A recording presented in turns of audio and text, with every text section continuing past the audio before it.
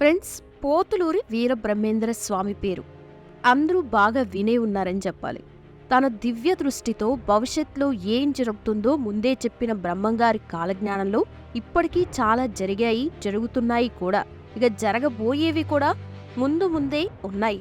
అయితే ఇంత శక్తులు ఉన్న బ్రహ్మంగారి వ్యక్తిగత జీవితం అనేది చాలా కొద్ది మందికి మాత్రమే తెలుసని చెప్పాలి. అందరి జీవితాల గురించి చెప్పే ఆయన జీవితం గురించి ఈరోజు వీడియోలో తెలుసుకుందాం.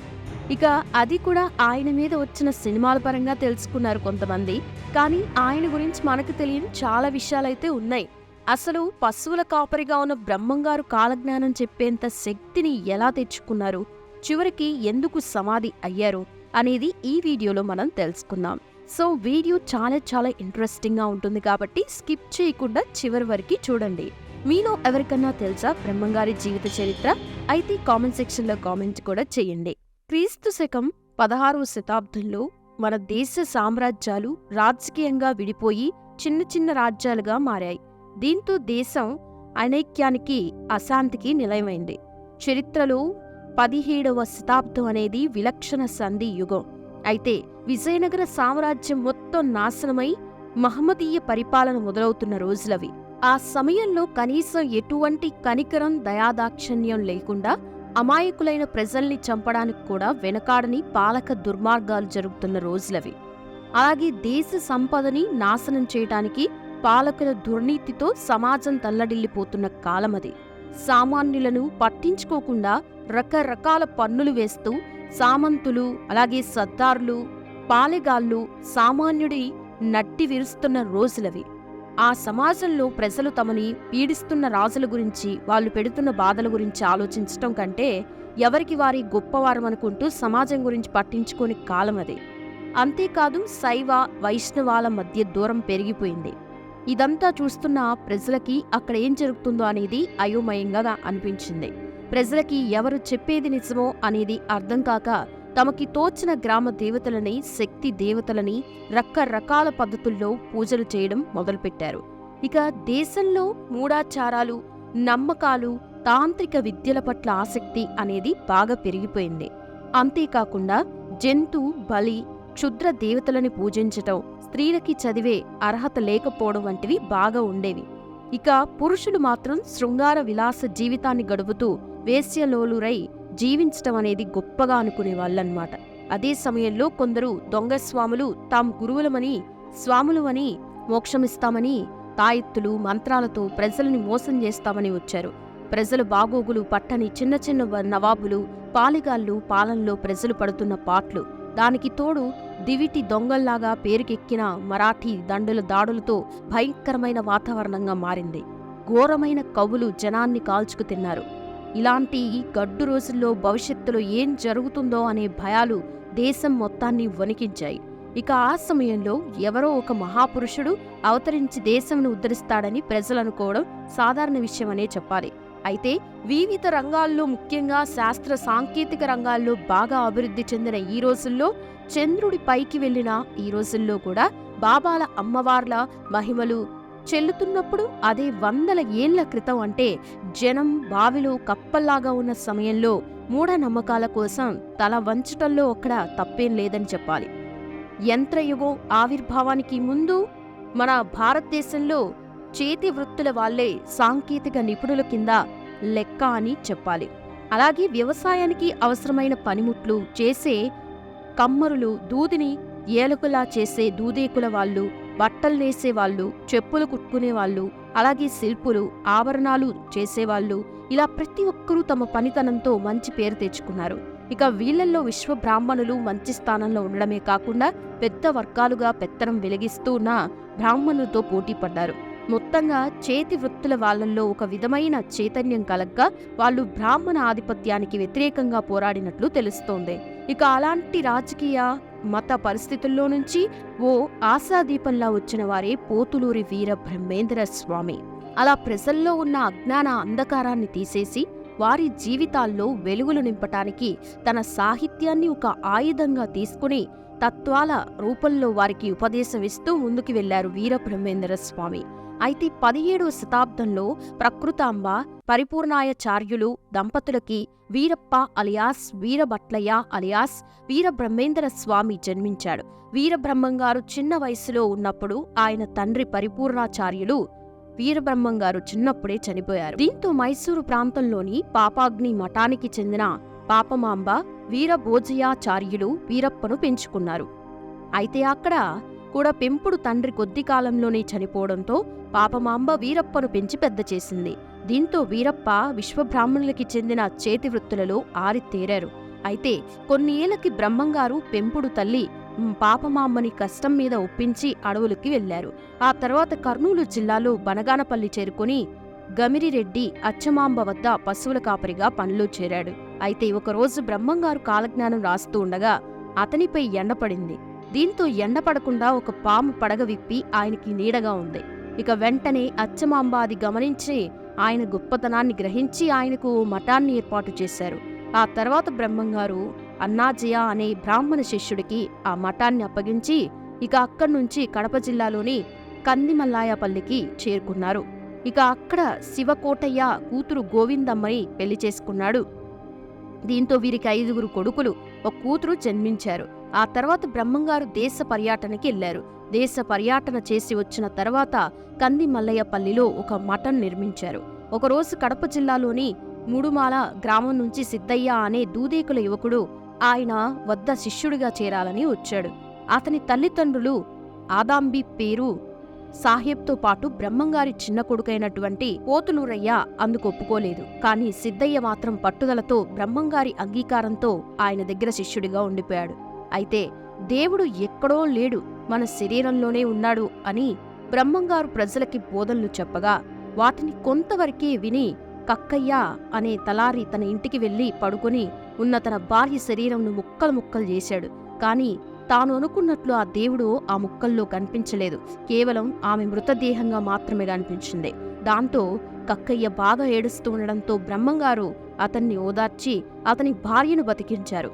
ఇక అప్పట్నుంచి కక్కయ్య కూడా ఆయన శిష్యరికంలో చేరిపోయాడు. అయితే ఒకరోజు శంకరమఠం ఆగ్రహానికి చెందిన బ్రాహ్మణులు పుష్పగిరిలో బ్రహ్మంగారిని సిద్ధయ్యను అవమానించి వారిపై రాళ్లు విసిరారు. దీంతో ఆ రాళ్లని బ్రహ్మంగారు మఠంలాగా మార్చి తిరిగి విసరడంతో ఆగ్రహం మంటల్లో చిక్కుకుపోయింది.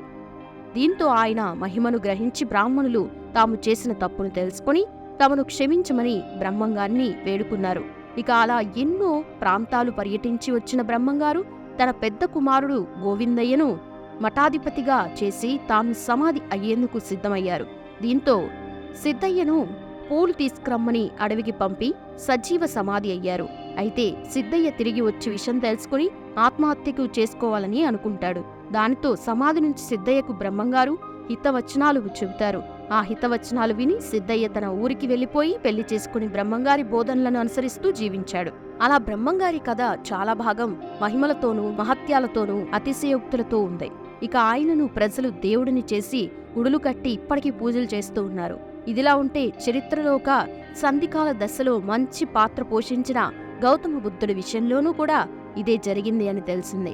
అలా బ్రహ్మంగారు చేపట్టిన సంస్కరణలు కాలజ్ఞానానికి ఆయన చెప్పిన నిజాలు అర్థం చేసుకుంటే సమాజానికి ఎంతో అవసరం పడుతుంది. ఇక ఇప్పటివరకు తెలుగు సాహిత్యంలో అనేక కవి పండితులు అనేక రకరకాలుగా బ్రహ్మంగారి జీవిత చరిత్రను రాశారు. ఇవి కావ్యాలు, కథలు, గేయాలు, నాటకాలు, హరికథలు, బుర్రకథలుగా ఉన్నాయి.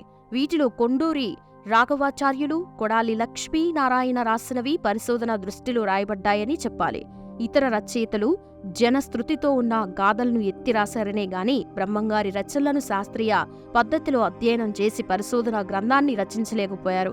ఇక మారుతున్న కాల పరిస్థితులకు తగినట్టుగా మారకుండా గ్రామీణ ఆర్థిక పరిస్థితి వల్ల ప్రజలని పాలకులు క్రూరంగా అణచటం, కారణం లేకుండా వారికి భారమైన పన్నులు విధించి పీడించి వసూలు చేయడం, అప్పుడప్పుడే తలెత్తుతున్న వ్యాపారం కోసం సరుకులు ఉత్పత్తి చేసే విధానం వల్ల ఉత్పన్నమైన కష్టాలు అన్నీ వర్తమానం పట్ల అసంతృప్తి, భవిష్యత్తు అంటే భయాన్ని పుట్టించాయి. ఇక ఈ నేపథ్యంలోనే బ్రహ్మంగారి తత్వాలు వివరించారు. దీంతో అవి రైళ్లలో బిచ్చగాళ్ల ద్వారా, సన్యాసుల ద్వారా బయటికి వచ్చి అంతా బ్రహ్మంగారు చెప్పినట్టే జరుగుతుందని అర్థమవుతుంది. ఇక జనం ఇప్పుడు కూడా అదే అంటున్నారంటే ప్రస్తుత సమాజంలో కూడా బ్రతుకులు బరువు కావడమే కారణంగా చెప్పుకోవాలి. అలా పోతులూరి వీరబ్రహ్మం గారు ప్రజలని మేల్కొల్పడం కోసం ప్రత్యేక కృషి చేశారని చెప్పాలి. నేత పనివారు, వడ్రంగులు, స్వర్ణకారులు, దర్జీలు, లోహకారులు, ఇతర శ్రామిక వర్గాలు వారి భాషాపరమైన సంస్కృతి సాంప్రదాయాలను ఏకీకృతం చేసి అందుకు అనుగుణంగా కాలజ్ఞాన సిద్ధాంతాన్ని ప్రతిపాదించారు. దీని పర్యవసనంగా శూద్ర, విశ్వ బ్రాహ్మణత్వం, మాల, మాదిగ, మహమ్మదీయుల వర్గాల మధ్య సామాజిక ఆధ్యాత్మిక వారాధి నిర్మితమైంది. పోతులూరి సిద్ధయ్య, కక్కయ్యల మధ్య ఉన్న సుదీర్ఘ స్నేహం తెలుగు జాతీయ నిర్మాణంలో కొత్త పరవడిని సృష్టించింది. పోతులూరి సిద్ధయ్య ప్రవచనాలు, రచనలు కుల రహిత సమాజ నిర్మాణానికి నాంది పలికాయి. వారి రచనలు బ్రాహ్మణ కుల వ్యతిరేకతను చాటి చెప్పాయి. ఆయన స్వయంగా పనిముట్లు తయారు చేశారు. ఆ సమయంలో వ్యవసాయం పూర్తి స్థాయిలో అభివృద్ధి చెంది కుల వృత్తుల వారు గ్రామీణ సమాజంలో ఓ ప్రత్యేకమైన స్థానం కలిగి ఉన్నారు. బ్రహ్మంగారు కేవలం నమ్మకాలపై ఆధారపడలేదు. బ్రాహ్మణులు, విశ్వబ్రాహ్మణులు మధ్య జరిగిన సంఘర్షణల చరిత్రను తవ్వితీశారు. దూదేకుల ముస్లిం అయిన సిద్ధయ్యను తన శిష్యునిగా నియమించటంలో బ్రహ్మంగారు తగిన దూరదృష్టిని చూపారు. అప్పటి సామాజిక పరిస్థితులు అందుకు అంగీకరించకపోయినా సిద్ధయ్యను తన వారసుడిగా నియమించి జాతి కుల రహిత సమాజ నిర్మాణానికి అన్ని వర్గాల సహకారం అవసరమని ఆయన బోధించారు. వివిధ జాతులు, భిన్న సంస్కృతులు, వేరువేరు మతాలు, వేరువేరు కులాలు, వర్గాలు ఏకం కావాలన్నదే కాలజ్ఞాన సిద్ధాంత ప్రధాన లక్ష్యం. విశ్వబ్రాహ్మణులు ఓ అడుగు ముందుకేసి బ్రాహ్మణులు ధరించే జంధ్యాన్ని తమ సంస్కృతిలో భాగం చేసుకున్నారు. బ్రహ్మంగారిని వారు దైవ సమానంగా భావించడం మొదలుపెట్టారు. బ్రహ్మంగారు, సిద్ధయ్య ఇద్దరు మహిళలకి ప్రత్యేకమైన స్థానం కల్పించారు. పిండోత్పత్తి గురించి ఆయన శాస్త్రీయ దృక్పథంతో సుదీర్ఘంగా చర్చించారు. స్త్రీ పురుషుల మధ్య మంచి మానవ సంబంధం ఉండొచ్చని తెలిపారు. తన తల్లికి ఆయనే పాఠాలు చెప్పేవారు. అలాగే అచ్చమ్మ అనే మహిళకు కూడా కాలజ్ఞానం నేర్పారు. కాలజ్ఞానం ప్రకారం మహిళలు కాలక్రమంలో ఉన్నత పదవులను అధిరోహిస్తారు అని ఆయన అన్నారు. బ్రాహ్మణులు కాలచక్రంలో ఇరుక్కుపోయారని, మారిన సామాజిక స్థితిగతులను విస్మరించి ప్రవర్తిస్తున్నారని చెప్పారు. అందుకే తాను కాలజ్ఞాన సిద్ధాంతాన్ని చాటి చెప్తున్నానని వివరించారు. స్త్రీ గర్భం నుండి పుట్టిన మానవులు పురుష ముఖం నుండి ఎట్లా పుట్టారని ప్రశ్నించారు. కాలజ్ఞాన సిద్ధాంత రూపకల్పన చివరి దశలో బ్రహ్మంగారు ఓ ప్రతిపాదన చేశారు. సామాజిక ఆర్థిక వ్యవస్థ మారిపోతుంది, వర్ణ వ్యవస్థ కూడా మార్పుకి లోనవుతుంది. బ్రాహ్మణులు తమ కుల వృత్తుల్ని వదిలి అనేక రకాల పనులను, భాషలను నేర్చుకుంటారు. అన్ని రకాల ఉద్యోగాల్ని చేస్తారు. తమ భూములు, ఆస్తుల్ని అమ్ముకుంటారు. కొందరు ఆహారం, వస్త్రాల కోసం నానా కష్టాలు పడాల్సి వస్తుందని వారి భవిష్యత్తుని కూడా చూపించారు. ఆకాశం ఎర్రనగును, 6 ఋతువులు ఒక్కటవును అని ఆయన చెప్పే ఈ గేయం మారు మోగిపోతూ ఉండడమే కాదు, నేటి మారిన వాతావరణ పరిస్థితులను కూడా కళ్ళకి కడుతోందని అందరికీ తెలిసిందే. ఆయన తన చివరి ప్రవచనంలో ఇలా అన్నారు: బ్రాహ్మణులు పీఠాలకి పరిమితమవుతారు. విశ్వబ్రాహ్మణులు కులరహిత సమాజంగా ఏర్పడతారు. బంగారు ధర గణనీయంగా పెరిగిపోతోంది. అన్ని వృత్తులు సమానమవుతాయి. అన్ని వర్గాల వారు మాంసాహారులుగా మార్పు చెందుతారు. ఆయన సామాజిక మార్పుల గురించి చెప్పిన కాలజ్ఞానం అక్షర సత్యాలని చెప్పవచ్చు. ఎలాగంటే అన్ని వృత్తుల వారు సమానం అవుతారు అన్న పలుకులతో సమాజ నిర్మాణ లక్ష్యం కనిపిస్తోంది. బ్రహ్మంగారి కాలజ్ఞాన సిద్ధాంతం యూరోపియన్ దేశాల్లో 19వ శతాబ్దంలో వచ్చిన టైమ్ అండ్ స్పేస్ సిద్ధాంతాన్ని పోలి ఉంటుంది. భారతదేశంలో మనువాదుల ఇలాంటి ఒక విశిష్ట సిద్ధాంతం ఈనాటికి సృష్టించలేకపోయారనేది నగ్న సత్యం. బ్రహ్మంగారి వద్ద ఉపదేశం పొందిన వారిలో కొందరు బ్రాహ్మణులైనటువంటి అన్నాజియా ఈయన ప్రథమ శిష్యుడు. ఇతడు బనగానపల్లి మఠాధ్యక్షుడు. కాలజ్ఞానానికి ప్రథమ స్తోత. విశ్వబ్రాహ్మణులైనటువంటి చాగల మర్రి చిన్నయాచార్యులు, అలాగే క్షత్రియులు ఆనంద భైరవ యోగి, జగ్గరాజు తదితరులు, వైశ్యులు రెడ్డప్ప స్వామి, మరికొందరు శూద్రులు గరిమిరెడ్డి, అచ్చమ్మ, వెంకట్రెడ్డి, అతి శూద్రులు అంటే పంచములు, కక్కయ్య, ముత్తి తదితరులు, మహ్మదీలైనటువంటి షేక్ సయ్యద్ సాహెబ్ అను సిద్దప్పగారు, మహ్మదీయ ప్రభువులు కొందరు, వారి అనుయాయులు మరికొందరు. బ్రహ్మంగారు నిన్న మొన్నటి చారిత్రక పురుషుడు. ఆయన పుట్టుక, బాల్య కాలజ్ఞానానికి, ఆయన జీవితం, నివసించిన ప్రదేశాలు, ప్రస్తుతం ఉన్న ఆయన వారసులు అన్నీ ఆయన స్పష్టమైన చారిత్రక పురుషుడని రుజువుపరిచాయి. ఆయన చుట్టూ, ఆయన కాలజ్ఞానం చుట్టూ జానపదులు అల్లుకున్న కథలు, భక్త బృందాల ప్రచారాలు అన్నీ కలిసి బ్రహ్మంగారిని ఒక అవతార పురుషుల్లా, పౌరాణిక వ్యక్తిలా మార్చేశాయి. నాటి ఉమ్మడి ఆంధ్రప్రదేశ్ ప్రభుత్వం ప్రచురించిన కడప జిల్లా గెజిట్లో సోమిరెడ్డిపల్లె శీర్షిక కింద బ్రహ్మంగారి జీవితానికి సంబంధించిన కొన్ని ఆధారాలు గమనించొచ్చు. బ్రహ్మంగారి కాలజ్ఞ నిర్ణయం మీద చాలా భిన్నాభిప్రాయాలున్నాయి. కానీ మొత్తం మీద అన్ని అభిప్రాయాలని క్రోడీకరిస్తే సుమారు 17వ శతాబ్దపు మధ్యవాడని తేలుతుంది. వేమన గురించి నిర్ణయించిన కాలం సరైనదే. అయితే ఆయనకి సమకాలికుడైన వీరబ్రహ్మంగారికి కూడా అదే వర్తిస్తుందని చరిత్రకారులు, పండితులు రాళ్లపల్లి అనంత శర్మ తేల్చి చెప్పారు. మన దేశంలో చరిత్ర రచన పట్ల అపారమైన అశ్రద్ధ జరిగిందే. అందువల్ల ఏ కవి ఏ ప్రాంతం వాడో ఏ కాలం వాడో నిర్ణయించడం చాలా కష్టంగా, వివాదభరితంగా మారింది. మరి పాతకాలం వాళ్ళ సంగతి అలా ఉంచి 3-4 తరాలకి చెందిన వాళ్ళ విషయంలో కూడా ఏకాభిప్రాయం కుదరడం లేదు.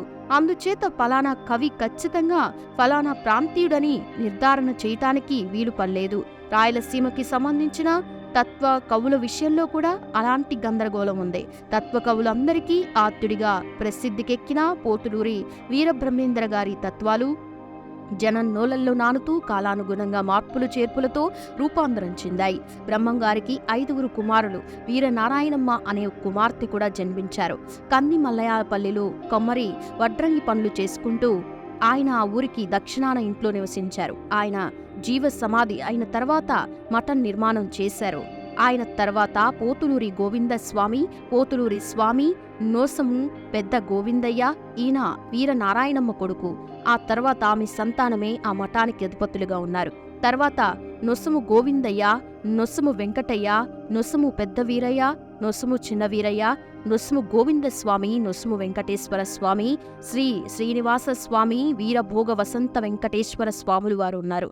అయితే 10 మందిలో ఎవరు జీవ సమాధి పొందిన వారు లేరు. బ్రహ్మంగారు ఒక్కరే సమాధి చెందారు. ఆంధ్రప్రదేశ్లోని కడప జిల్లా బద్వేలు తాలూకు చెందిన కందిమల్లయపల్లి గ్రామంలో వీరబ్రహ్మేంద్ర స్వామి మఠం ఉంది.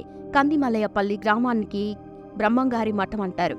వీరబ్రహ్మేంద్ర స్వామి సమాధి, ఆయన సతీమణి గోవిందమ్మ సమాధి పక్కపక్కనే ఉన్నాయి. అక్కడే ఆయన నివసించిన గృహం కూడా ఉంది. బ్రహ్మంగారు సూచించిన కొన్ని భవిష్య పరిణామాలు, రానున్న కాలంలో కష్టం ఒకరిదయ్యేను, దాని ఫలితము వేరొకరిదయ్యేను, పాపభీతి అన్నదే లేకుండా పోయెను, అసత్య సాక్షులు అధికమయ్యేను, మనసు నిలకడలేని దొంగ వేదాంతాలు దేశమంతటా అధికంగా కనిపింతురు, ధనము స్త్రీల కొరకు ఎన్నో వేషాలు వేసి గారడీలు చూపించేరు, తల్లి గర్భం నుంచి వెలువడిన క్షణమే బిడ్డ తల్లితో మాట్లాడేను, దోపిడీలకి గుడులు గోపురాలు కేంద్రాలుగా మారేను, అసలైన రాజులు దిక్కులేకపోయేరు, పగటి దొంగలంతా రాజ్యాలేలేరు, జనులలో ధనధ్యాస తప్ప శివధ్యాస అన్నది లేకుండా పోయెను, వర్షాలు కురియటే లేకుండా పోయెను, జనుల గోల చూసి అగ్నివర్షంబు కురిసేను, మోసం లేకుండా జీవించేవారు ఎందెందు చూసినా కనిపించకుండేరు, స్త్రీ అంటే సంగమున వ్యాపారమయ్యేను, స్త్రీతోనే సర్వంబు జరిగేను, రోజురోజుకి మనిషి తెలివి మీరేను, వింత వింతలా కొలిపే యంత్రములెన్నియో పనులు చేసెను. అలాగే బ్రహ్మంగారు చెప్పిన భవిష్య పురాణాల్లో నేడు ప్రపంచాన్ని వణికిస్తున్నటువంటి కోవిడ్ గురించి కూడా ఆయన ముందే చెప్పారు. ఈశాన్య దిక్కున విషగాలి పుట్టేను, లక్షలాది ప్రజలు సచ్చేరయా, కోరంకియను జబ్బు 1 కోటి మందికి తగిలి కోడిలాగా తూగి చచ్చేరయా. ఈ పద్యం ఆయన రచనల్లో ఉందంటే ఆయన అవసరం మనకి ఎన్ని యుగాలుంటుందో. బ్రహ్మంగారి రచనలో కుల మతాల నిరసన, కర్మకాండ ఖండన, అంధ విశ్వాసాలపై ప్రతిఘటన, విగ్రహారాధన పట్ల విముఖత కనిపిస్తాయి. ఇంకా స్త్రీ పట్ల పూజ్యభావం, స్త్రీ స్వాతంత్ర్యం, అస్పృశ్యత నివారణ, అహింస స్వావలంబన, ఆర్థిక అసమానతల తొలగింపు, హేతువాదం, జీవుడు దేవుడు వేరు కాదనే పూర్ణ బోధన మొదలైన అంశాలు కూడా వీరి రచనల్లో విరివిరిగా అగుపిస్తాయి. తత్వకవుల రచనల్లో ఇవి సామాన్య లక్ష్యాలైనప్పటికీ బ్రహ్మంగారి రచన శైలిలో ఇవి విలక్షణంగా అగుపిస్తాయి. అందుకే బ్రహ్మంగారు అందరికంటే విశిష్టంగా కనిపిస్తారు. అలా ఆయన జీవ సమాధి చెందినాడు అంటారు. చూశారుగా ఫ్రెండ్స్, మరి ఈ వీడియో ఎలా అనిపించింది? మీకెవరికైనా బ్రహ్మంగారి చరిత్ర గురించి తెలుసా? తెలిస్తే కామెంట్ సెక్షన్లో కామెంట్ చేయండి. వీడియో నచ్చితే లైక్ చేయండి, షేర్ చేయండి. ఇలాంటి మరిన్ని ఇంట్రెస్టింగ్ వీడియోస్ కోసం ఛానల్ని సబ్స్క్రైబ్ చేయండి. Thanks for watching.